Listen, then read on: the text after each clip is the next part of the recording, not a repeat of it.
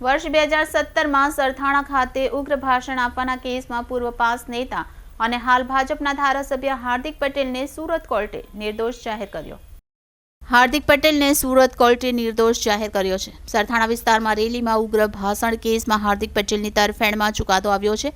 આજે કોર્ટમાં હાર્દિક પટેલ હાજર રહ્યો હતો. આ મામલે 15,000ના જામીન ભરવામાં આવ્યા છે. ઉલ્લેખનીય છે કે વર્ષ 2017ના કેસમાં કોર્ટે હાર્દિક પટેલને નિર્દોષ જાહેર કર્યો છે.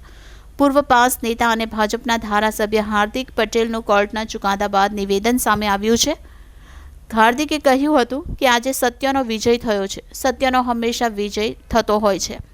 વિજાપુરથી કોંગ્રેસના ધારાસભ્યના રાજીનામા અંગે હાર્દિકે કહ્યું હતું કે કોંગ્રેસમાં નેતાઓ સતત ગુંગળામણ અનુભવી રહ્યા છે. વિકાસના કામોમાં સહયોગ આપવા માટે કોંગ્રેસમાંથી છૂટા થયેલા નેતાઓ ભારતીય જનતા પાર્ટીમાં જોડાઈ રહ્યા છે. કોર્ટે 2017ના એક કેસની અંદર આજે નિર્દોષ છોડ્યા છે.